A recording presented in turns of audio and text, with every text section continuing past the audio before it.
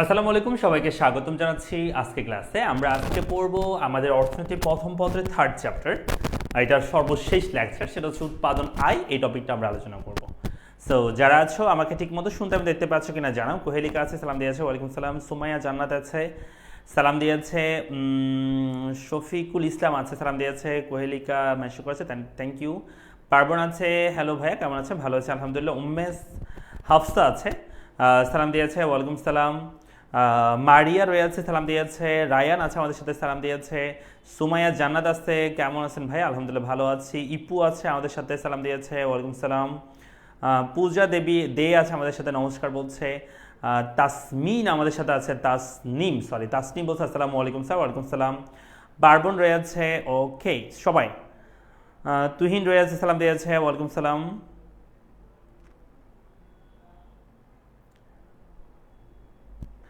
রাহাত আমাদের সাথে আসতে সালাম দিয়েছে, ওয়ালাইকুম সালাম। সাইমা জেরিন আমাদের সাথে রয়েছে, আচ্ছা। তানজিল আহমেদ আমাদের সাথে আছে।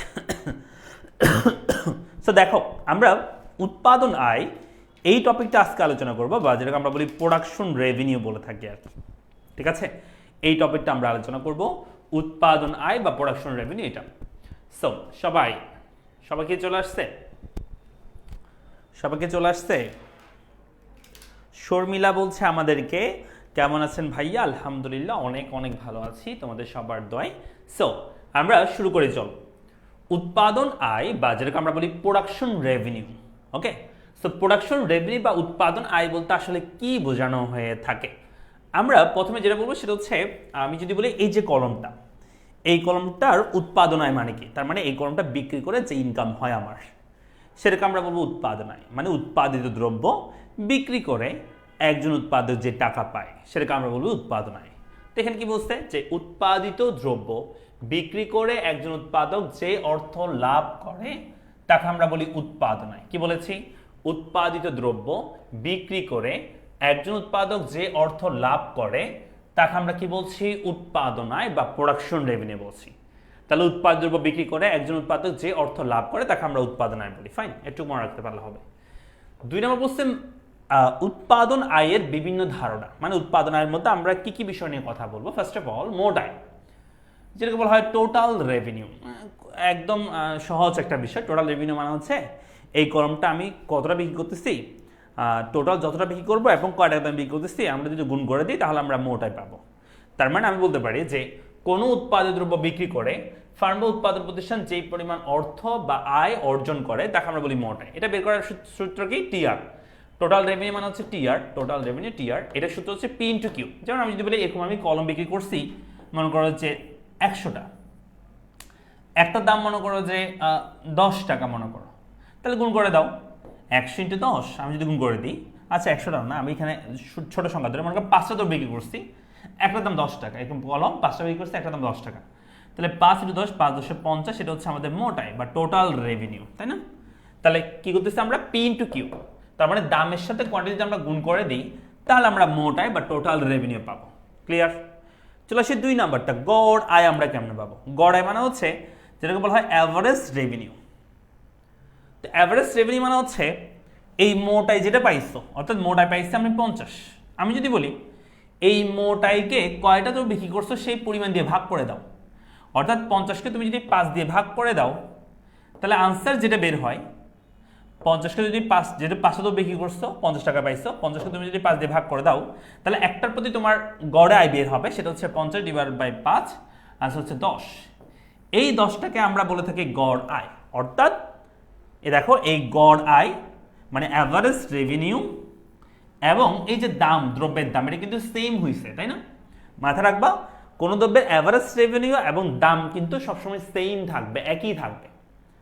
তো আমরা সেজন্য এই গড় আয়ের সংজ্ঞা লিখি এরকম যে কোনো দ্রব্যের একক প্রতি বিক্রয় মূল্যকে, মানে একক প্রতি কত টাকা বিক্রি করতেছে, সেটাই আসলে কি হয়? গড় আয়। কারণ গড় আয় বের করার সিস্টেম কি? মোট আয়কে কোয়ান্টিটি দিয়ে ভাগ করলে গড় আয় পাওয়া যায়। তো এই গড় আয়টা দামের সেম হয়, দাম আর গড় আয় কি হয়? সেম হয়। তাই এখানে বলতে পারি যে 50কে তুমি 5 দিয়ে ভাগ করো, 50 ডিভাইড বাই 5, অর্থাৎ কোনো দ্রব্যের একক প্রতি বিক্রয় মূল্যকে আমরা কি বলি? গড় আয় বলি। তো গড় আয় মানে অ্যাভারেজ রেভিনিউ সমান হচ্ছে TR divide by Q.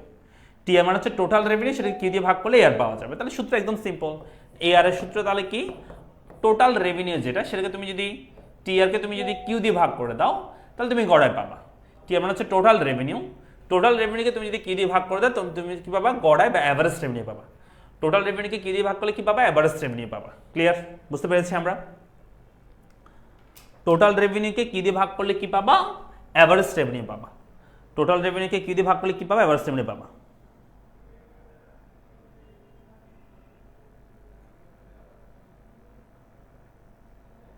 Sir এই কোর্স শেষ করে আবার নতুন কোর্স শুরু করবেন প্লিজ, বেশি দিন যেন গ্যাপ না পড়ে। না না, বেশি দিন গ্যাপ হবে না, এই কোর্স শেষ হলে নতুন কোর্স শুরু হবে, একদম কনফার্ম। এটা শেষ হতে না হতেই হওয়ার আগে থেকে অন্য কোর্সের ভর্তি হতে পারবা।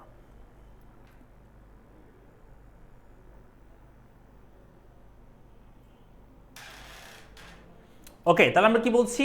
আমরা বলছি যে টিআর কে কিউ দিয়ে ভাগ করলে এআর পাওয়া যায়, মানে অ্যাভারেজ রেভিনিউ পাওয়া যায়। গেল এটা। চলে আসে আমরা লাস্ট, সেটা হচ্ছে প্রান্তিক আয়। এটা তোমরা অলরেডি অনেকবার শুনেছো প্রান্তিক বিষয়টা। জাস্ট এখানে আমরা সংজ্ঞাটা মনে রাখবো। সংজ্ঞাটা কি? সংজ্ঞাটা হচ্ছে আমি যদি বলি প্রান্তিক আয় বা মার্জিনাল রেভিনিউ কি, তাহলে এটা বলবো আমরা। প্রান্তিক বা মার্জিনাল রেভিনিউ হচ্ছে কোনো দ্রব্যের অতিরিক্ত 1 একক বিক্রয় বৃদ্ধি করলে, কোনো দ্রব্যের অতিরিক্ত 1 একক বিক্রয় বৃদ্ধি করলে মোট আয়ে যে পরিবর্তন হয় তার অনুপাতকে আমরা কি বলি? প্রান্তিক আয় বলি। তাহলে কি বলেছি? প্রান্তিক আয় মানে হচ্ছে কোনো দ্রব্যের অতিরিক্ত 1 একক বিক্রয় বৃদ্ধি করলে মোট আয়ে যে পরিবর্তন হয় তাকে আমরা কি বলছি? তার অনুপাতকে আমরা কি বলছি? প্রান্তিক আয় বলছি। কোনো দ্রব্যের অতিরিক্ত 1 একক বিক্রয় বৃদ্ধি করলে মোট আয়ে যে পরিবর্তন হয় তার অনুপাতকে আমরা কি বলছি? প্রান্তিক আয় বলে। তো এখানে সূত্রটা কি? সূত্র হচ্ছে এরকম, delta T R divide by delta Q. এগুলো আসলে সূত্রে তেমন একটা কাজ প্রয়োজন পড়ে না, আমরা সূচি থেকে এমনিতেই করতে পারি। যে জাস্ট এমনি আমরা সূত্রটা মনে রাখবো। এ আর মানে হচ্ছে, এম আর মানে হচ্ছে marginal revenue, so delta T R divide by delta Q. অর্থাৎ মোট আয় পরিবর্তনকে মোট বিক্রয় পরিবর্তন দ্বারা ভাগ করলে তুমি প্রান্তিক আয় বা মার্জিনাল রেভিনিউ পাবা। আমরা সবাই একটু কাজ করি, আমরা একটু মুখস্থ করি। মোট আয় কাকে বলে, গড় আয় কাকে বলে, প্রান্তিক আয় কাকে বলে। একটু সূত্র, সরি, সংজ্ঞাগুলো এবং সূত্রগুলো সবাই একটু দেখো। সংজ্ঞা এবং সূত্র সবাই একটু দেখবা। মোট আয়, গড় আয়, প্রান্তিক আয়, সূত্র এবং সংজ্ঞা একটু দেখো সবাই। ভাই এই কোর্সের অ্যাকচুয়াল টাইম দেখো ভাইয়া, তোমাদের হচ্ছে ফুল সিলেবাস। এমনি আমাদের এই কোর্সের ডিউরেশন আমরা যদিও বলছি 5 থেকে 6 মাসের মতো লাগতে পারে। তো এটা ডিপেন্ড করতেছে, ডিপেন্ড বলতে যেহেতু তোমাদের ফুল সিলেবাস অনেক সময় তার চেয়ে বেশি লাগতে পারে, হয়তো 6 মাসের জায়গায় 7 মাসে লাগতে পারে, বা এমন হতে পারে যে 5 মাসের জায়গায় আমরা 6 মাস লাগবে, এরকম আর কি। ঠিক আছে, তবে আশা করছি আমরা আমাদের কোর্সে যে টাইম সেই টাইমের মধ্যে শেষ করতে পারবো। মেনলি হচ্ছে প্রথম, দ্বিতীয় তৃতীয় অধ্যায়, এগুলো হচ্ছে বড় অধ্যায় এই ইকোনমিক্সে। এই অধ্যায়গুলো শেষ করতে পারলে যেমন তোমার কাছে ইজি হয়ে যাবে সব কিছু। যেমন আমরা তৃতীয় অধ্যায় একদম লাস্টের দিকে চলে আসছি, আজকে লাস্ট ক্লাস। এরপর আমরা চতুর্থ অধ্যায় 4টা ক্লাস, আমাদের 4 থেকে 5টা ক্লাস আমাদের কভার হয়ে যাবে। সো এগুলো তোমাদের জন্য তখন ইজি হয়ে যাবে। ঠিক আছে,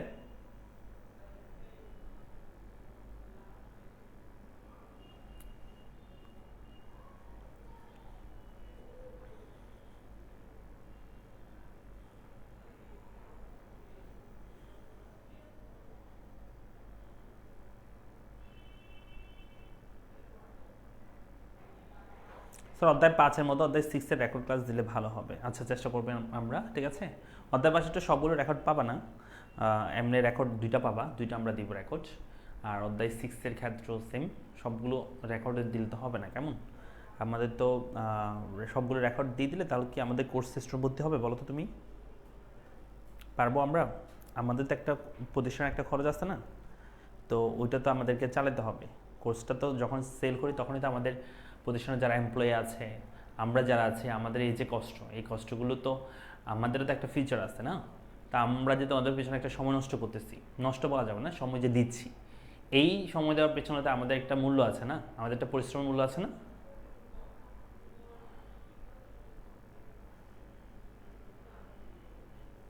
যেমন তুমি যদি কারোর জন্য একটা কাজ করো, আমি যদি বলি যে চলো আমার জন্য একটা কি করে দাও, এই কাজটা একটু করে দাও, হ্যাঁ হয়তো তুমি প্রথম দিকে আমাকে ফ্রিতে করে দিবে একদিন দিন, কিন্তু এরপর তো তুমি ঠিকই চিন্তা করবে যে না আমি কি মাগনা মাগনা প্রত্যেকদিন কাজ করে দেবো হুদা হুদায়, এরপর তো তুমি আমার আর মেসেজ দেখবে না, আমার ফোনও রিসিভ করবে না, তাই না? ঠিক সেমভাবে এখানে যারা কাজ করতেছে তাদেরও তো একটা ফ্যামিলি আছে, তাই না? এই আর কি।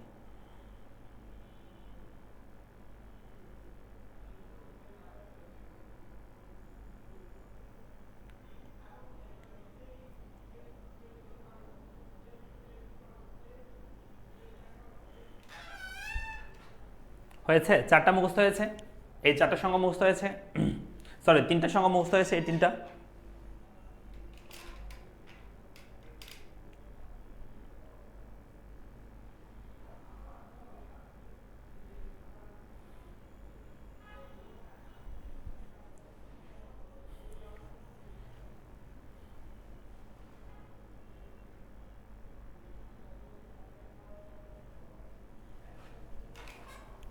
ওকে, আমরা চলে আসি, সেটা হচ্ছে আমরা এখন পড়বো বাজার সম্পর্কে আমরা আলোচনা করব। কেন জানো? কারণ হচ্ছে এই যে আমি পণ্যটা বিক্রি করবো, মোটায় গড়ায় প্রান্তিকায় করবো, সেটা করার জন্য তো আগে আমাদেরকে পণ্যটা বিক্রি করতে হবে। আর বিক্রি কোথায় করবো? বাজারে গিয়েই তো আমরা বিক্রি করবো পণ্যটা, তাই না? সো চলো আমরা এখন ওই বাজার সম্পর্কে আমরা একটু দেখবো। তৃতীয় অধ্যায় তো শেষ, আজকে লাস্ট ক্লাস ভাইয়া, লাস্ট ক্লাস। বারবার বলতেছি না, তবুও তোমরা বলে যাচ্ছ। দেখো, আমরা এখন পড়বো যে এই যে পণ্যটা আমরা বলতেছি আমাদের মোটায় গড়ায় প্রান্তিকায় হবে, এটা হওয়ার জন্য আমাদেরকে অবশ্যই পণ্যটা বিক্রি করতে হবে। আর কোথায় বিক্রি করবো? বাজারে। তো আমরা এখানে বাজার সম্পর্কে একটু আইডিয়া নিব, যদিও আমরা বাজার সম্পর্কে বিস্তারিত পড়বো চতুর্থ অধ্যায়ে। জাস্ট এই অধ্যায়ে আমরা জাস্ট 2টা বাজার ক্লাসিফিকেশন পড়ে নিব, মানে বাজার একটা ক্লাসিফিকেশন পড়বো আর কি মেইনলি। তো এখানে বলছে প্রথমত বাজার কি। আমরা নর্মালি বাজার বলতে কোনো একটা স্থানকে বুঝে থাকি, কেমন? যেমন মগ বাজার, চক বাজার, আবার কিছু আছে অর্ডার, যেমন ধরো বউ বাজার, জামাই বাজার, এরকম আছে। তো এগুলো হচ্ছে তোমার আমরা কোনো একটা স্থানকে বুঝে থাকি। যেমন চক বাজার মানে কোনো একটা স্থানকে বোঝাচ্ছি, ভদ্রহাট বাজার মানে একটা স্থানকে বোঝাচ্ছি, তারপর হচ্ছে নিউ মার্কেট বাজার, বা এভাবে আমরা স্থানকে বুঝে থাকি। কিন্তু অ্যাকচুয়ালি ইকোনমিক্সে বাজার বলতে কোনো একটা স্থানকে বোঝায় না। অর্থনীতিতে বাজার বলতে কোনো একটা স্থানকে বোঝায় না, বরং কোনো একটা দ্রব্যকে বুঝে থাকে।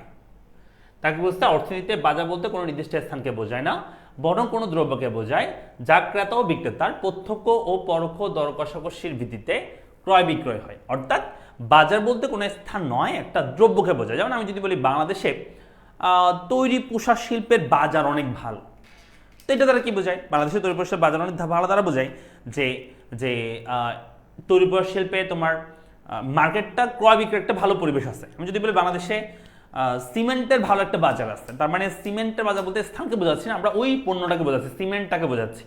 তার মানে বাজার বলতে ইকোনমিক্সে কোনো স্থানকে বোঝায় না, বরং কোনো দ্রব্যকে বোঝায় যা ক্রেতা ও বিক্রেতার প্রত্যক্ষ ও পরোক্ষ দর কষাকষির ভিত্তিতে ক্রয় বিক্রয় হয়ে থাকে, সেটাকে আমরা কি বলছি? বাজার বলছি। ঠিক আছে? মেহেদি হাসান বলছে ভাই একটু তাড়াতাড়ি শেষ করেন, কলেজে চ্যাপ্টার 5 শেষ, কিছুই পারে না। এই যে তাড়াতাড়ি শেষ করলে তো এটাই হবে, কেমন? তো আমিও চাইলে তোমাদেরকে এখন চ্যাপ্টার 5 না, তোমাদেরকে আমি ফার্স্ট পার্ট পুরোটা শেষ করে দিতে পারি এতদিনের মধ্যে, কোনো ব্যাপার না আমার জন্য। কিন্তু তোমরা বুঝবা কিনা সেটা তোমাদের উপর ডিপেন্ড করবে, মানে তোমরা সেটা বুঝবা কিনা সেটা আমার দায়িত্ব আমি নিতে পারবো না। ঠিক আছে? একটা বিষয় মাথায় রাখতে হবে, অতিরিক্ত তাড়াহুড়া করার কোনো দরকার নেই। আমাদের 2 বছর সময় এই কোর্সটার জন্য, তাই না? আমাদের ইন্টারের জন্য 2 বছর সময় আছে। তো তোমাকে এত তাড়াহুড়া কিসে? এখন জাস্ট ফার্স্ট ইয়ার তোমরা কি করছো, মানে অর্ধবার্ষিক তোমরা দিছো। তো অর্ধবার্ষিকের মধ্যে 3টা অধ্যায় শেষ হওয়া মানে 3টা অধ্যায় না, তোমরা এরপর অধ্যায়গুলো তুমি 1 সপ্তাহে তোমার একটা অধ্যায় শেষ হয়ে যাবে। 1 সপ্তাহে একটা অধ্যায় শেষ হলে মাসে তোমার 4টা অধ্যায় 5টা অধ্যায় শেষ হয়ে যাবে। তো তখন তুমি দেখবে যে হুরুস্ত তোমার শেষ হচ্ছে। তো যেগুলো মেইন অধ্যায় সেগুলো আমি তোমাকে তাড়াহুড়া করাইতে পারবো না। তো তোমাদের কলেজ টিচারের মধ্যে হবে তখন 5টা অধ্যায় পড়ায় ফেলছি আমি, কিন্তু তুমি কিছুই পারো না। তো এইভাবে তো আমি পড়াতে চাই না। ঠিক আছে? অর্থনীতিতে বাজার বলতে কোনো নির্দিষ্ট স্থানকে বোঝায় না, বরং কোনো দ্রব্যকে বোঝায়। এখানে কোয়ান্টিটিটা মেইন ফ্যাক্ট না, মেইন ফ্যাক্ট হচ্ছে কোয়ালিটি। ক্লিয়ার? কোয়ালিটি তোমাকে মাথায় রাখতে হবে। তাহলে কি বলছি? অর্থনীতিতে বাজার বলতে কোনো নির্দিষ্ট স্থানকে বোঝায় না, বরং কোনো দ্রব্যকে বোঝায় যা ক্রেতা ও বিক্রেতার প্রত্যক্ষ পরোক্ষ দর কষাকষির ভিত্তিতে ক্রয় বিক্রয় হয়ে থাকে। এখানে 2টা ওয়ার্ড বলছে, একটা হচ্ছে ক্রেতা বিক্রেতার প্রত্যক্ষ পরোক্ষ দর কষাকষি। এটা মানে হচ্ছে ক্রেতা এবং বিক্রেতা চাইলে নিজেদের মধ্যে সরাসরি কথা বলতে পারে, অথবা থার্ড পার্টি কাউকে দিয়ে কথা বলতে পারে। যেমন আমি তোমার কাছ থেকে এই কলমটা মনে করে কিনতে চাই, তা আমি তোমাকে সরাসরি বলতেছি এই কলমটা কত দিয়ে বিক্রি করবো, তুমি বলতেছি এটা আমি 100 টাকা দিয়ে বিক্রি করবো, আমি বলতেছি না 100 টাকা হবে না, আমি 80 টাকা দিব। এটা হচ্ছে সরাসরি। এখন আমি তোমার কাছ থেকে কিনতে চাই, কিন্তু আমি তোমাকে দিয়ে তোমার সাথে কথা বলতে পারতেছি না, কারণ তুমি মনে করো যে অন্য ভাষায় কথা বলো, বা তুমি অনেক দূরের মানুষ। তো আমি আরেকজনকে দিয়ে তোমাকে সাথে কথা বলাচ্ছি, তখন সেটা হবে পরোক্ষ দর কষাকষি, বা পরোক্ষভাবে আমরা দর কষাকষি করতেছি, এটা কতটা বিক্রি হবে এই কলমটা, সেটাকে আমরা পরোক্ষ দর কষাকষির মাধ্যমে পণ্য ক্রয় বিক্রয় হয়, সেটাকে আমরা কি বলছি? বাজার বলছি। তাহলে আমরা সবাই একটু দ্রুত মুখস্থ করি বাজার কাকে বলে। তাহলে কি বলছি? যে অর্থনীতিতে বাজার বলতে কোনো স্থানকে বোঝায় না, বরং কোনো দ্রব্যকে বোঝায় যা ক্রেতা ও বিক্রেতার প্রত্যক্ষ পরোক্ষ দর কষাকষির ভিত্তিতে একটা নির্দিষ্ট দামে বা ক্রয় বিক্রয় হবে। কেমন? নির্দিষ্ট দাম না হইতে পারে, তবে ক্রয় বিক্রয় হবে, সেটাকে আমরা কি বলছি? বাজার বলছি। ওকে?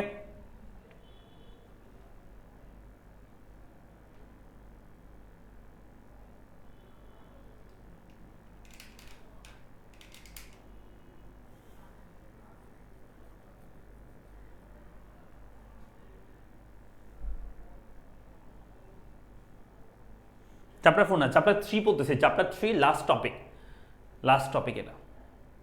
জাস্ট আমরা বাজার পড়তেছি কারণ আমাদের এই চ্যাপ্টারের বাজারটা জানা লাগতেছে উৎপাদন আয় বের করার জন্য, বুঝছো? তোমরা ক্লাসে মনোযোগ নাই তোমাদের, বলতেছে স্যার এটিকে চ্যাপ্টার 4 কেন হবে? আমি তো শুরুই করছি চ্যাপ্টার 3 বলে এবং লাস্ট টপিক বলছি, ক্লাসের মধ্যে অর্ধেকের মধ্যে এসে বলতেছে স্যার এটাকে চ্যাপ্টার 4। দেখো এই যে ক্লাসের কি অবস্থা, দেখো তাহলে কি বলছি আমরা, অর্থনীতিতে বাজার বলতে কোনো নির্দিষ্ট স্থানকে বোঝায় না, বরং কোনো দ্রব্যকে বোঝায় যা প্রত্যক্ষ ও পরোক্ষ দরকার ভিত্তিতে একটা কি হয়, ক্রয় বিক্রয় হয়ে থাকে। আচ্ছা ফাইন।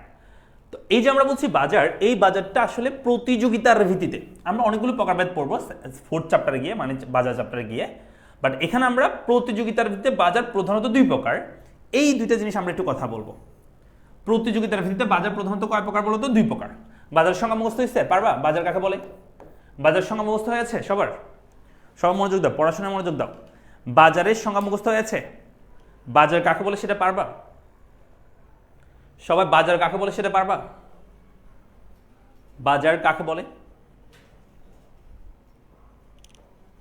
অর্থনীতিতে বাজার বলতে কোনো নির্দিষ্ট স্থানকে বোঝায় না, বরং কোনো দ্রব্যকে বোঝায় যা ক্রেতা ও বিক্রেতার প্রত্যক্ষ ও পরোক্ষ দরকারের ভিত্তিতে ক্রয় বিক্রয় হয়। তো বাজারের সংজ্ঞা মুখস্থ হয়েছে সবার? বাজারের সংজ্ঞা সবার মুখস্থ হয়েছে?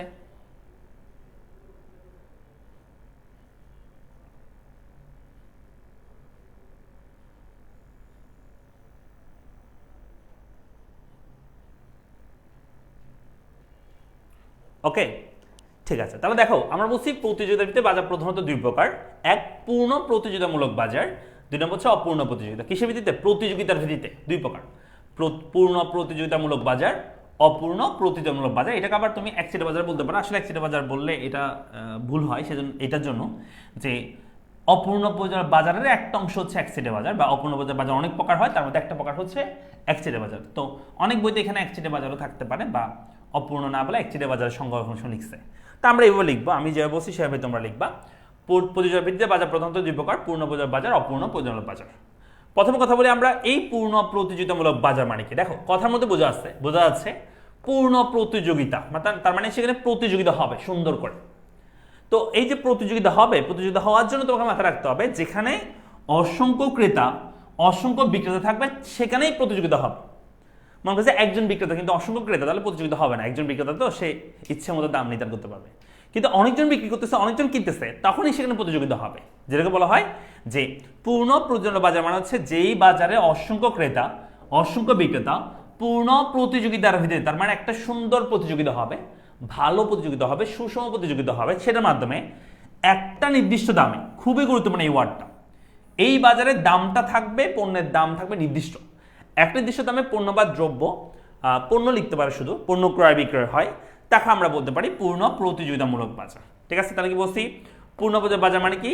পূর্ণ প্রতিযোগিতা বাজার মানে হচ্ছে যেখানে অসংখ্য ক্রেতা অসংখ্য বিক্রেতা পূর্ণ প্রতিযোগিতার ভিত্তিতে একটা নির্দিষ্ট দামে পণ্য ক্রয় বিক্রয় করে, সেটাকে আমরা বলি পূর্ণ প্রতিযোগিতামূলক বাজার। ঠিক আছে, আবার আমি যদি বলি অপূর্ণ প্রতিযোগিতা বাজার মানে কি, এটার অনেকগুলো ক্লাসিফিকেশন আছে, যেমন একচেটিয়া বাজার, ডুওপলি, মনোপলি, ডুওপসনি, ঠিক আছে, মনোপসনি, দ্বিপাক্ষিক একচেটিয়া প্রতিযোগিতামূলক বাজার, এগুলো অনেকগুলো আছে প্রকারভেদ। তবে আমি এখানে জাস্ট অপূর্ণ বাজার মানে কি সেটা বোঝানোর চেষ্টা করছি।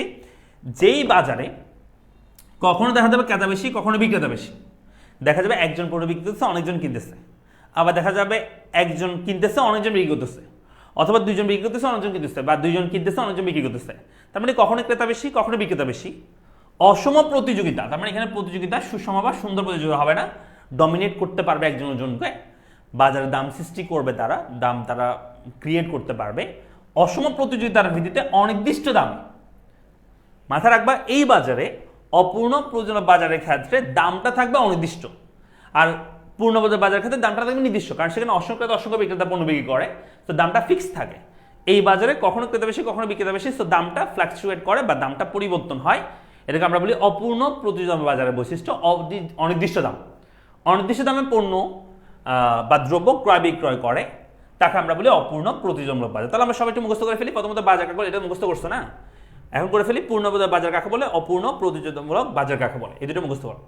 পূর্ণ প্রতিযোগিতামূলক বাজার কাকে বলে, অপূর্ণ প্রতিযোগিতামূলক বাজার কাকে বলে, এই দুটো মুখস্থ করে ফেলো দ্রুত।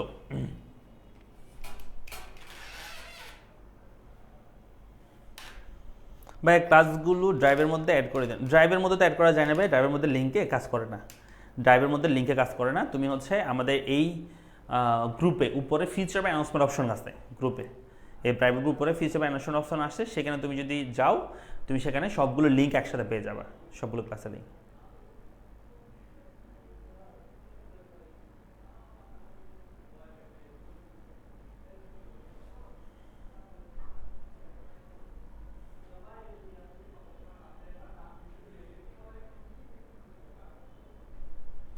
এসএসসি 26 জন্য আর কোনো কোর্স আসবে? এসএসসি 26-এর জন্য কোর্স আসবে ঈদের পরে। ঈদের পরে কোর্স আসবে, গোল্ডেন ব্যাচ আসবে ঈদের পরে, গোল্ডেন ব্যাচ এসএসসি 26-এর জন্য আসবে সব বিষয়ের।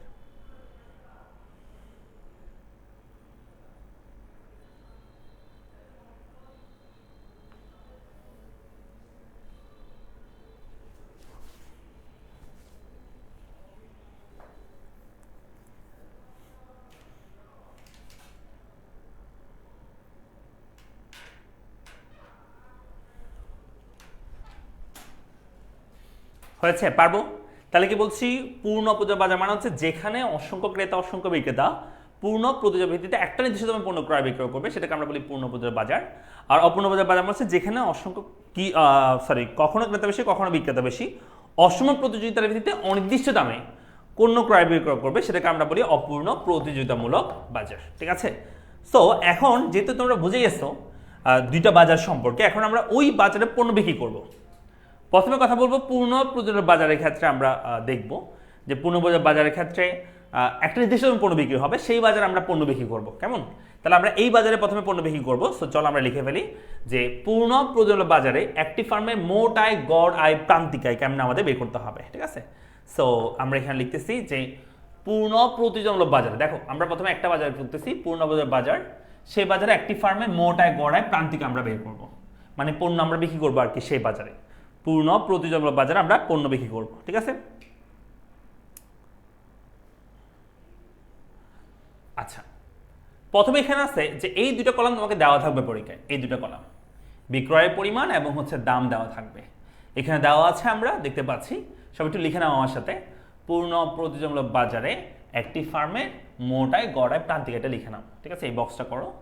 সো এখানে আছে বিক্রয়ের পরিমাণ দেওয়া আছে 1, 2, 3, 4 এবং 5। আর এখানে দাম যেটা আছে সেটা এখানে ফিক্সড। সো তুমি যখনই দেখবে যে দামটা স্থির আছে, দামটা ফিক্সড আছে, তার মানে সেটা হচ্ছে পূর্ণ প্রতিযোগিতামূলক বাজার। আর দামটা যদি চেঞ্জ হয়, একবার 5 টাকা, একবার 4 টাকা, একবার 2 টাকা, বা যদি পরিবর্তন হয় তখন সেটা বলবা হচ্ছে অপূর্ণ প্রতিযোগিতামূলক বাজার। যদি সেটা দামটা পরিবর্তন হয়, অপূর্ণ বাজার বলতে পারো, অথবা কি বলতে পারো, একচেটিয়া বাজার বলতে পারো, সমস্যা নাই, দুইটাই সেম বলতে পারবা। অপূর্ণ বাজার বলতে পারবা যখন দাম চেঞ্জ হবে, বা একচেটিয়া বাজার বলতে পারবা। তবে দাম স্থির থাকলে সেটাকে আমরা কি বলবো, পূর্ণ প্রতিযোগিতামূলক বাজার বলবো। তাহলে দামটা স্থির থাকবে। এই দুটো কলাম তোমাকে পরীক্ষা দেওয়া থাকবে, তোমাকে মোট আয়, গড় আয়, প্রান্তিক আয় তোমাকে নির্ণয় করতে হবে, নিজেকে বের করতে হবে আর কি। ঠিক আছে? একটু করে নাও তো, একটু লিখে নাও তো সবাই, ছকটা একটু করে নাও। আমি ওগুলো মানটা ওগুলো বসানোর দরকার নেই, মোট আয়, গড় আয়, প্রান্তিক আয়ের মান এখন বসানোর দরকার নেই। আগে তোমরা বিক্রয়ের পরিমাণ এবং দাম এই দুটো মান বসাও। বিক্রয়ের পরিমাণ আর দাম এই দুটার মান বসাও। বিক্রয়ের পরিমাণ এবং দাম ওই দুটার মান বসাও।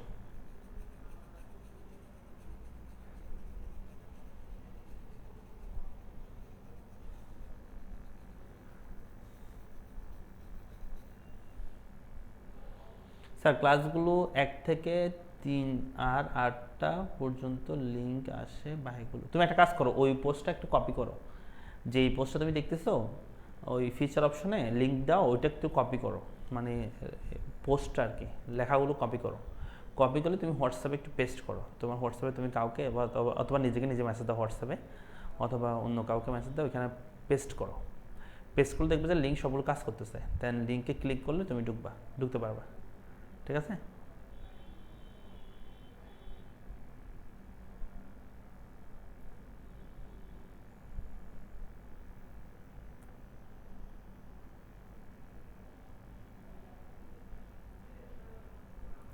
হয়েছে? একটু করা শেষ। বিক্রয় পরিমাণ, দাম অতটুকু লিখো, মোটায়, গড়ে, প্রান্তিক উপরে লিখে রাখো, তবে আমি মানগুলো দেখাচ্ছি তোমরা কেমনে করবা।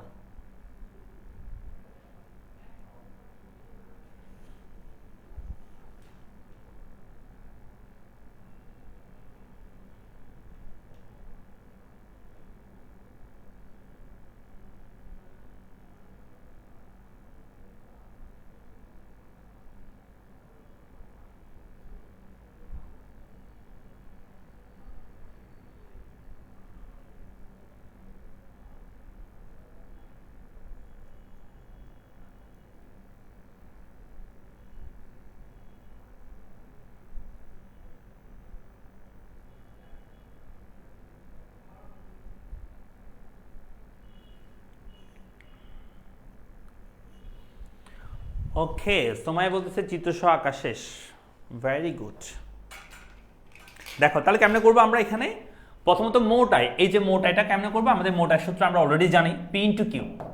তার মানে এই দুটো আমাদের দেওয়া থাকবে তো পরীক্ষায়, এই দুটো আমরা গুণ করে পি এর সাথে, এই পি এর সাথে কিউ গুণ করে দিলে একের সাথে 5 গুণ করলে হবে 5, মোটাই বের করতেছি আমরা। 2 এর সাথে 5 গুণলে হবে 10, 3 এর সাথে 5 গুণলে হবে 3 5 15, 4 5 কত 20, 5 5 25। এটা হচ্ছে মোটাই বের হয়ে গেছে, একদম সিম্পল না? জাস্ট এই দুটো গুণ করে দেবে, তুমি মোটাই পেয়ে যাবা টোটাল রেভিনিউ। আর গড়ে কেমনে পাবা, ওই মোটাইকে তুমি কোয়ান্টি দিয়ে ভাগ করবা।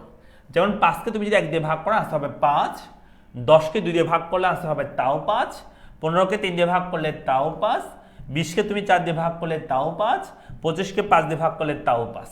একটা কথা বলছিলাম, তোমাদের মনে আছে কিনা দেখো, সেটা হচ্ছে আমি বলছিলাম সব সময় এই দাম, মানে এই দাম এবং অ্যাভারেজ রেভিনিউ অলওয়েজ প্রত্যেকটা বাজারে, সেটা হোক পূর্ণ বাজার, সেটা হোক এক্সিডেন্ট বাজার বা অপূর্ণ বাজার, দুই বাজারের ক্ষেত্রে কিন্তু দাম এবং অ্যাভারেজ রেভিনিউ সমান হবে।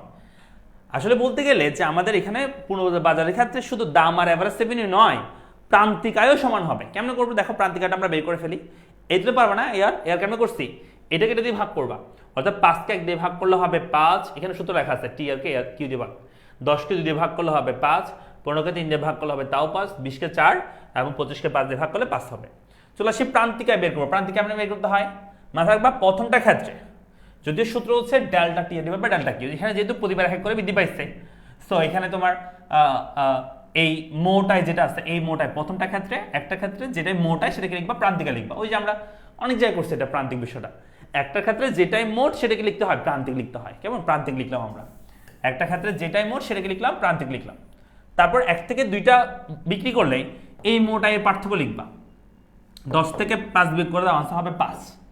তারপর 15 থেকে 10 বিয়োগ করে দাও, আনসার তাও 5।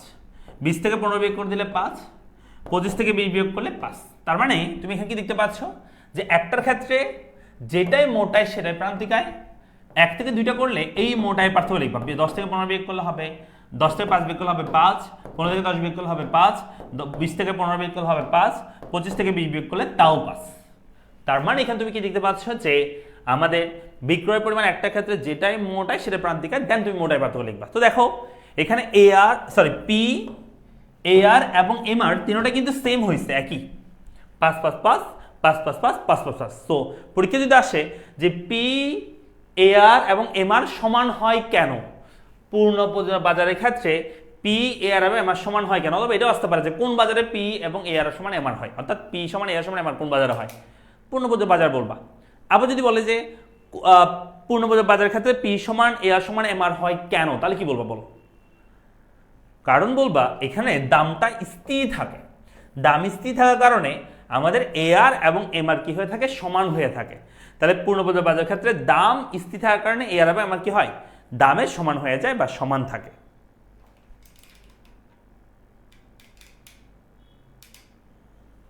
শো বলছে স্যার কিছু পারি না, আপনি সব কিছু বুঝাই দেন প্লিজ। কি পারি না, কি বুঝাই দিতাম শুভ?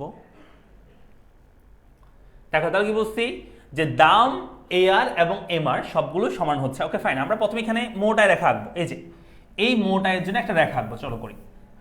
তারপর হচ্ছে এগুলো পরে এআর এবং এমআর পর রাখতেছে, আগে মোটায় রেখাটা আঁকবো। কেমন করবো, আমি 2টা অক্ষর নিচ্ছি, এখানে করে দেখাচ্ছি তোমাদেরকে, একদম সিম্পল। 2টা অক্ষর নাও, 2টা অক্ষরের মধ্যে নিচে থাকবে কিউ মানে বিক্রয়ের পরিমাণ, এই যে কিউ, আর উপর থাকবে যেটা একবার সেটা হচ্ছে টিআর, টোটাল রেভিনিউ। টিআর আমরা উপরের দিকে ধরলাম। ওকে, তো দেখো আমাদের বিক্রয় পরিমাণ হচ্ছে 1 থেকে 5, তো 1 2 3 4 5 আমরা ধরলাম, 1 2 3 4 5। আর আমাদের হচ্ছে তোমার টোটাল রেভিনিউ আসছে এখানে 5 থেকে 25 পর্যন্ত, 5 5 করে আসছে, 5 5 করে দিলে আমরা 5 10 15 20 25, 5 10 15 20 25 আমাদের আছে। তাহলে কি করছি, নিচে লিখছি আমরা কিউ, উপর লিখছি টি আর টোটাল রেভিনিউ। কেমন বের করছি, 1 এর সাথে 5, 1 এর সাথে 5 প্রথম বিন্দু, তো 1 এর সাথে 5 হবে প্রথম বিন্দু এখানে মোটায়ের। তারপর হবে 2 এর সাথে 10, এই 2 এর সাথে 10, খুবই সিম্পল, খুবই সহজ। 3 এর সাথে 15, 4 এর সাথে 20, 5 এর সাথে 25। এই সবগুলো বিন্দু 0 থেকে করতে পারো, যেহেতু উৎপাদনের পরিমাণ শূন্য হলে, বিক্রয় শূন্য হলে উৎপাদন মোটায় শূন্য হবে, সেজন্য 0 থেকে লিখতে পারো রেখাটা। এটা হচ্ছে আমাদের মোটায় বা টোটাল রেভিনিউ রেখা। পারবে না? টিআর রেখা আঁকতে পারবে না তোমরা? এতদিন তো এটা রেখা শিখে ফেলছো না, চিত্র কেমন আঁকতে হয় মোটামুটি?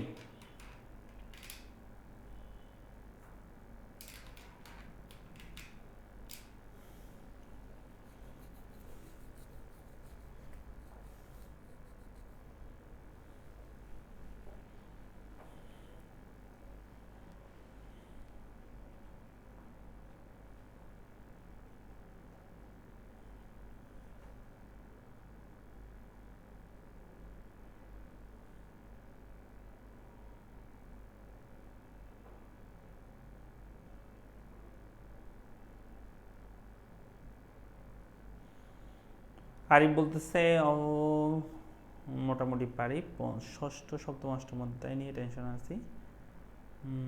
অফলাইনে কি পঞ্চম অধ্যায় পর্যন্ত শেষ করাই দিয়েছেন? হ্যাঁ, অফলাইনে পঞ্চম অধ্যায় চলতেছে এখন, কেমন পঞ্চম অধ্যায় চলতেছে, 1 থেকে 5 শেষ হচ্ছে আর কি, শেষ হয়ে যাবে নেক্সট ক্লাসে,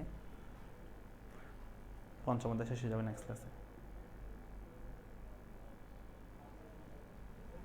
তোমাদের টেনশন করার দরকার নেই, তোমাদের এই ওদের ব্যাচ অনেক আগে থেকে শুরু হয়েছে, তোমাদের অনেক আগে থেকে শুরু হয়েছে, তোমরা ওদের চেয়ে ফার্স্ট আগাচ্ছ, ওটি শেষ করতে সময় লাগবে না, পঞ্চম অধ্যায় যাইতে আমাদের সময় লাগবে না, এগুলো তৃতীয় অধ্যায় পর্যন্ত আমাদের কষ্ট হয়ে যায়, এরপর হচ্ছে চতুর্থ অধ্যায় তোমার 5টা ক্লাস শেষ, 4টা ক্লাস শেষ, 4-5টা, এরপর হচ্ছে পঞ্চম অধ্যায়ে 3টা 4টা ক্লাস শেষ হয়ে যাবে, পঞ্চম অধ্যায় 3-4টা ক্লাস, 3টা হয়ে যাবে আশা করি। দেখো কি বুঝছি আমরা,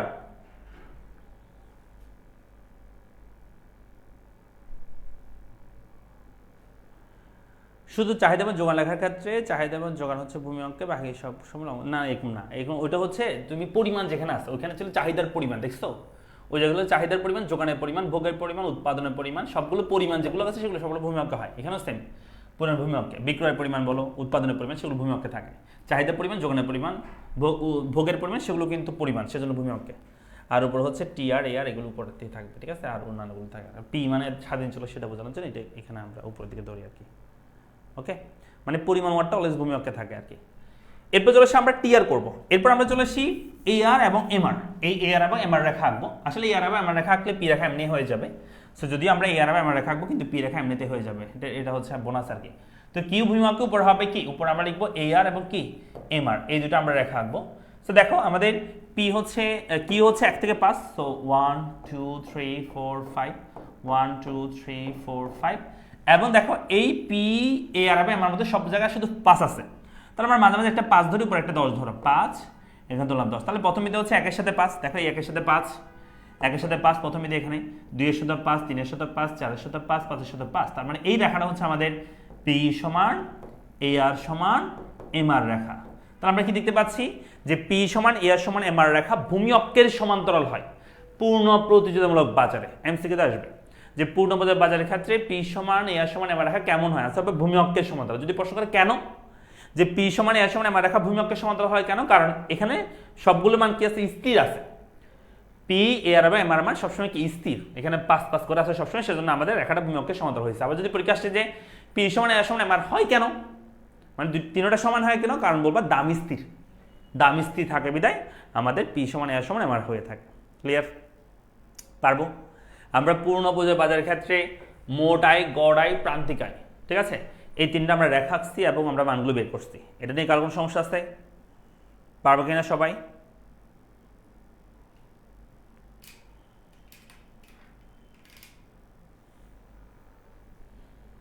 ওকে, চলে আসি আমরা এরপরটা হচ্ছে আমাদের অপূর্ণ প্রতিযোগিতামূলক বাজার, বা এটাকে অনেকে একচেটিয়া বাজার বলে থাকে, এটা তুমি বলতে পারো, সমস্যা নাই, অ্যাজ ইউ উইশ।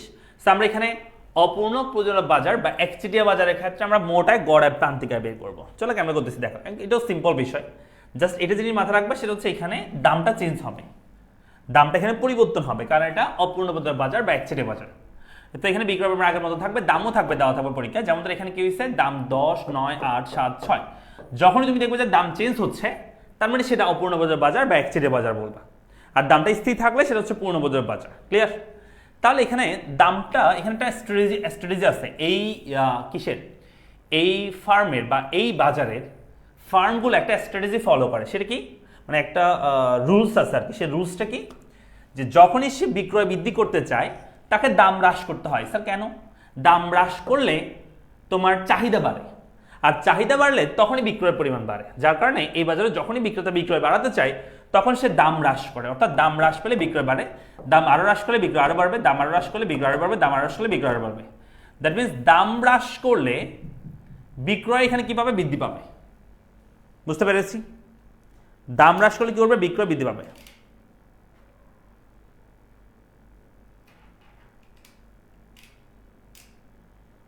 আমরা কি বুঝছি?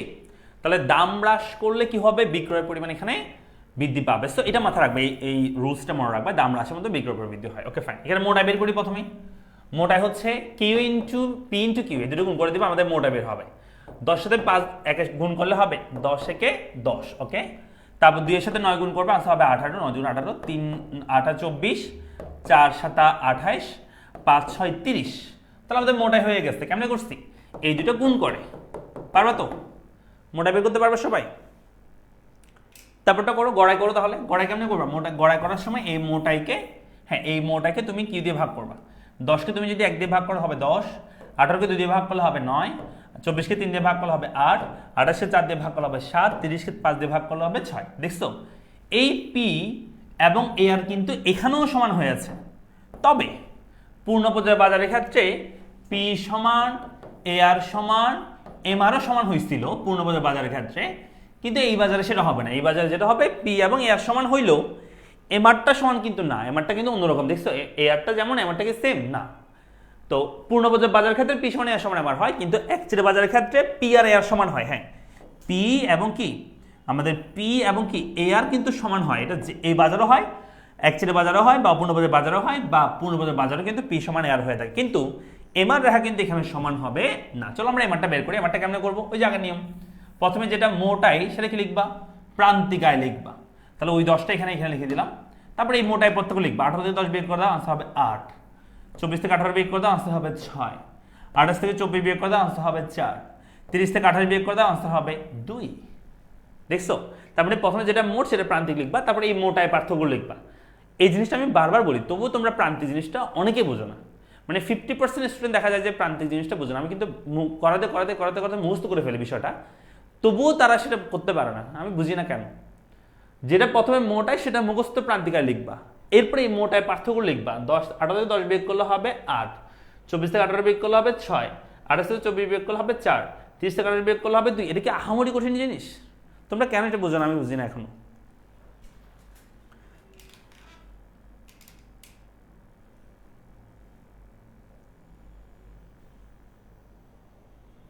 আরিফ বলতেছে, স্যার আমার সব ফ্রেন্ডরা আপনার কাছে অফলাইনে পড়ে, আমি সময় বাঁচানোর জন্য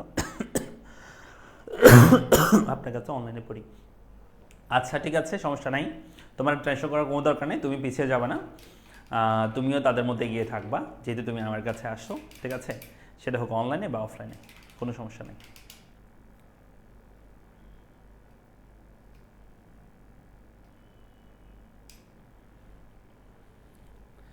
ঠিক আছে, আমরা কি পারবো মোটায় গড়ায় প্রান্তিকা বের করতে পারবো? চলো, যদি করতে পারো তাহলে তোমরা এখানে আমাকে এখন মোটায় রেখা রেখে দিবা। মোটায় রেখা এখন করতে হবে। আশা করি তোমরা পারবা। দেখো মোটা রেখা কেমনে করবা? বিক্রয় পরিমাণ ভূমি অক্ষ ধরবা, এই মোটা লম্ব অক্ষ ধরবা। ঠিক আছে, তারপর করবা। করো, কিউ পরিমাণ ভূমি অক্ষ হবে, উপর হবে টি আর টোটাল রেভিনিউ। সো দেখো কিউ মানে হচ্ছে 1 থেকে 5, আগের মতো 1 2 3 4 5, 1 2 3 4 5। আর আমাদের টোটাল রেভিনিউ হচ্ছে 10 18 24 28 30 আছে। 30 যেহেতু আছে সর্বনিম্ন 10, আমরা 5 করে ধরি। সো 5 10 15 20 25 30, 5 10 15 20 25 30।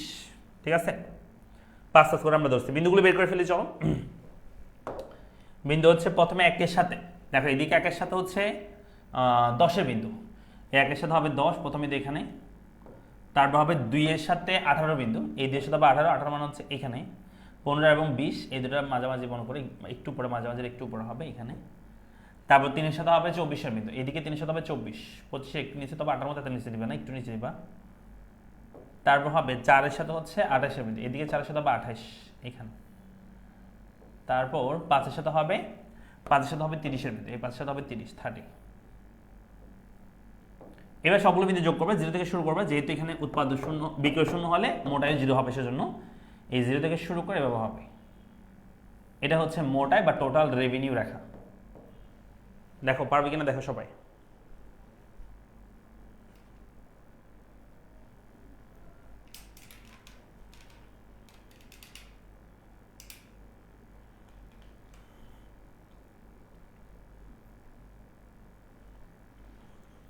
সে বলছে আপনাকে নেখায়াত, আল্লাহ নেখায়াত দান করুক, আপনার বোঝানোর পদ্ধতি অনেক সুন্দর, যত পারে আপনার ক্লাস করি, আপনার জন্য মন থেকে দোয়া আসে। থ্যাংক ইউ শুভ, অনেক অনেক ধন্যবাদ।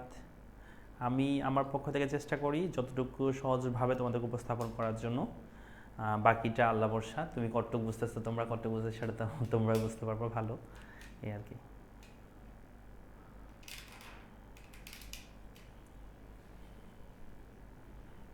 হয়েছে, মোটা রেখা হয়েছে। চলো এখন আমরা গড়া এবং প্রান্তিকা রেখা আঁকবো, মানে এ আর আমার রেখা আঁকবা, ঠিক আছে? চলো আমরা করি। তো এ আর আমার রেখা কেমন হয় দেখো। এ আর আমার রেখা হচ্ছে, আমরা এখানে দুটো অক্ষর নিচ্ছি, ওকে, এখানে দিলাম কিউ, উপরে দিলাম হচ্ছে এ আর এবং কি এম আর, এই দুটো আমরা রেখা আঁকবো। সো কিউ আগের মতো আছে 1 2 3 4 5, 1 2 3 4 5, এবং এ আর এম এর মধ্যে দেখো এখানে সর্বোচ্চ সংখ্যা আছে 10, এখানে 10, সর্বনিম্ন এখানে 6, সর্বনিম্ন এখানে 2। তাহলে আমরা 2 থেকে 10 পর্যন্ত আমাকে কভার করতে হবে মেইনলি।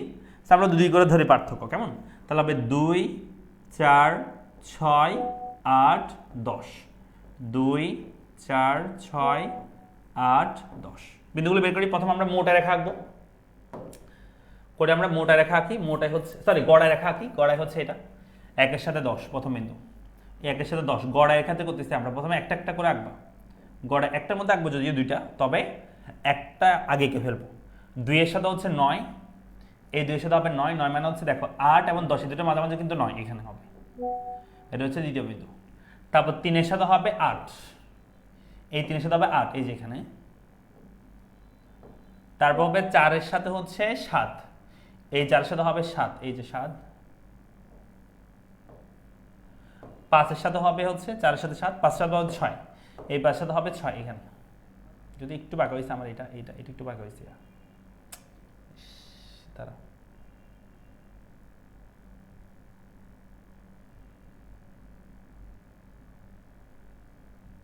হ্যাঁ, তারপর হচ্ছে 6 এর সাথে 5, এটা। তো এই বিন্দুগুলো সব যোগ করলে আমরা যে রেখা পাবো সেটা হচ্ছে এ আর, মানে অ্যাভারেজ রেভিনিউ রেখা। এরপর আমরা চলে আসি এম আর রেখা আঁকবো। এম আর কেমন আঁকবো? 1 এর সাথে প্রথমে 10, এটা এই যে এম আর দেখা, দেখছো? 1 এর সাথে 10 প্রথমে দিয়ে এখানে যেখানে ছিল, 1 এর সাথে 10 প্রথমে দেওয়া হবে এখানে। তারপর 2 এর সাথে হচ্ছে 8, এদিকে 2 এর সাথে হবে 8, এই যে 8 থেকে এদিকে 2, এটা হচ্ছে আমাদের দ্বিতীয় বিন্দু। 3 এর সাথে হবে 6, এই 3 এর সাথে হবে 6, এই যে 6 থেকে এদিকে 3। তারপর 4 এর সাথে হবে 4, এদিকে 4 এর সাথে হবে 4। তারপর 5 এর সাথে হবে 2, এদিকে 5 এর সাথে হবে 2, এটা। এই 4টা বিন্দু যদি আমরা যোগ করে দিই, এখন যে রেখাটা পাবো সেটা হচ্ছে আমাদের এম আর রেখা। তো কি দেখতে পাচ্ছ, এ আর নিম্নগামী, এম আর নিম্নগামী, তবে এ আর এর তুলনায় এম আর বেশি নিম্নগামী হয়, কারণ এখানে এ আর যে হারে কমতেছে, এম আর তার ডাবল হারে বা দ্বিগুণ হারে কমতেছে। এ আর কমতেছে 1 1 করে, এম আর এখানে 2 2 করে কমতেছে, খেয়াল করছো? তাই এখানে এ আর এর তুলনায় এম আর বেশি হারে নিম্নগামী হয় বা বেশি হারে কমতে থাকে। তাহলে এ আর যে হারে নিম্নগামী হয়, এম আর তার চেয়ে বেশি হারে নিম্নগামী হবে, মনে থাকবে।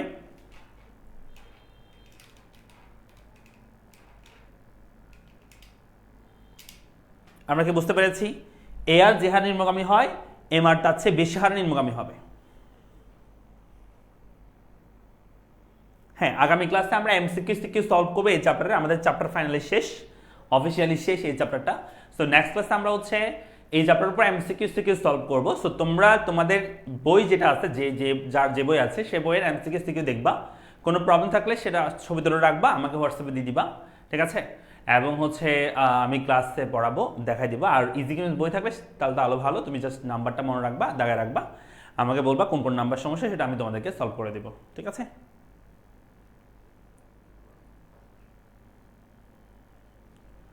ওকে, আমরা বুঝতে পেরেছি।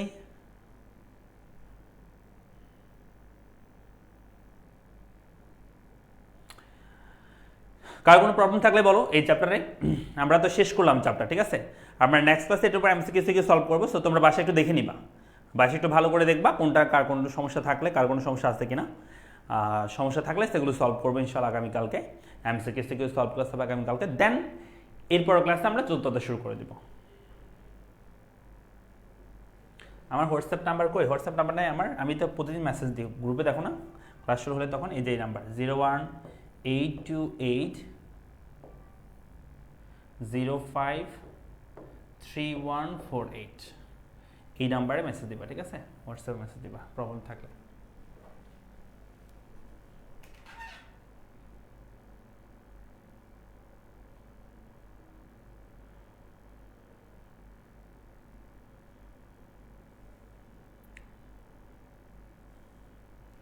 এই দেখো এআরকে আবার কি বলতে পারবে, এআরকে কিন্তু পিও বলা যাবে। এআর রাখা কিন্তু পি রাখা সেম, এ রাখা এবং এ রাখা কিন্তু সেম, বুঝছো? এআর এবং পি কি সেম হয়েছে? স্যার আপনি কি স্যার সারা রাতে ক্লাস নেন? না, ক্লাস তোমাদের শেষ হয় আর কি, তোমাদের দিনে শেষ হয় হয়তো। এই যে এখন 10টা আসতে আর ক্লাস নেই, আজকে 10টায় তোমাদের লাস্ট ক্লাস। তোমাদেরকে যখন আবার মাঝে মধ্যে 10টা থেকে 11টা নেই, তখন 11টায় লাস্ট ক্লাস থাকে আর কি।